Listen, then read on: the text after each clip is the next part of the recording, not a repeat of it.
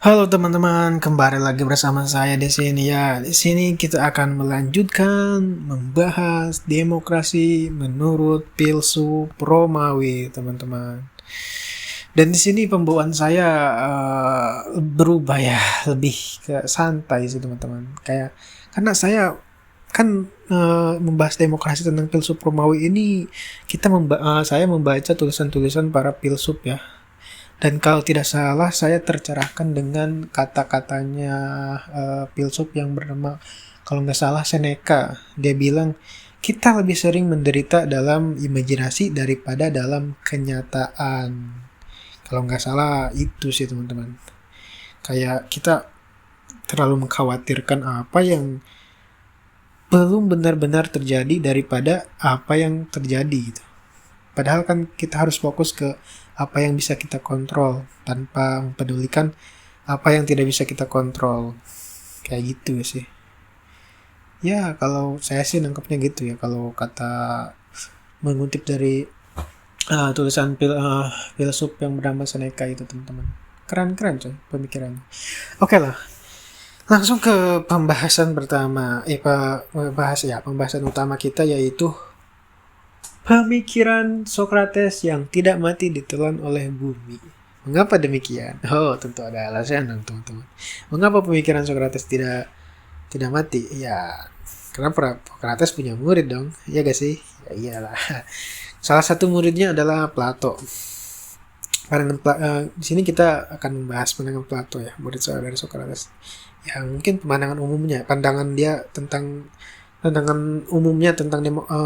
demokrasi.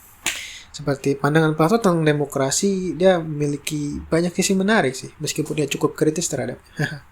Menurut Plato, demokrasi adalah sistem pemerintahan di mana rakyat memiliki kebebasan dan persamaan hak untuk terlibat dalam pengambilan keputusan politik. Setiap orang, tanpa memandang status sosial, kaya atau miskin, mereka semua memiliki kesempatan yang sama untuk berpartisipasi dalam pemerintahan, dan keputusan biasanya dibuat berdasarkan suara mayoritas. Segitu teman-teman.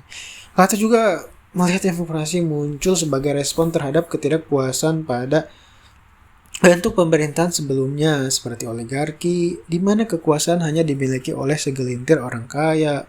Demokrasi berusaha memberikan kebebasan dan hak yang sama bagi semua warga negara, teman-teman. Demokrasi juga menyajikan pemerintahan yang bisa diakses oleh semua kalangan masyarakat dalam untuk memberikan suara mereka dalam membuat keputusan. Salah satu unsur terpenting dari demokrasi menurut Plato adalah kebebasan. Dalam masyarakat demokratis, setiap individu bebas untuk menjalani hidupnya sesuai keinginannya, berbicara, berpendapat, dan memilih pemimpin atau kebijakan, teman-teman. Kebebasan ini memberikan ruang bagi banyak pandangan berbeda dalam masyarakat yang dianggap sebagai kekuatan besar dari demokrasi. Plato percaya bahwa kebebasan juga mendorong inovasi dan perubahan dalam masyarakat, memungkinkan kemajuan dan perbaikan. Tapi, ya, Plato juga melihat adanya sebuah potensi dalam kebebasan yang terlalu luas. Ia khawatir bahwa ketika setiap orang bebas melakukan apapun tanpa batasan, hal ini bisa menyebabkan kekacauan, terlebih lagi jika rakyat yang berpartisipasi dalam pengambilan keputusan tidak memiliki pengetahuan atau kebijaksanaan yang cukup. Mereka bisa membuat pilihan yang salah, teman-teman. Plato juga percaya bahwa kebebasan tanpa panduan atau disiplin bisa menjerumuskan masyarakat ke dalam situasi yang tidak stabil. Bahasa gampangnya, masyarakat cakak-cakan ya. Ya gitulah. Selain kebebasan, persamaan juga merupakan prinsip utama yang dalam demokrasi menurut Plato. Dalam sistem ini, setiap orang memiliki satu suara yang sama nilainya tanpa memandang latar belakang mereka. Ini berarti bahwa tidak ada perbedaan hak atau kekuasaan berdasarkan kekayaan, kelahiran, atau status sosial. Semua warga negara dianggap setara dalam hal kekuasaan politik. Plato melihat bahwa persamaan ini merupakan aspek positif dari demokrasi karena mencegah dominasi oleh satu kelompok tertentu dalam menciptakan masyarakat yang lebih inklusif, sejahtera gitu, bahasa gampangnya ya teman-teman.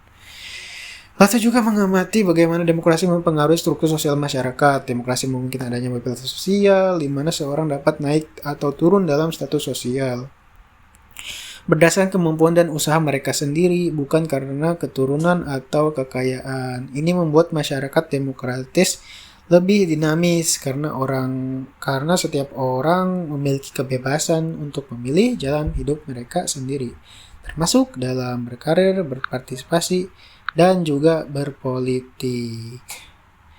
Jadi sebenarnya demokrasi ini lebih banyak untungnya juga sih tapi I don't know sih 50-50 kan tidak ada sistem yang uh, sempurna juga ya. Tapi tenang aja teman-teman, saya akan membahas ini jauh sangat dalam-dalam dan tenang saja. Nantikan di part selanjutnya, di part 5, 6, dan 7. Terima kasih teman-teman, sampai jumpa.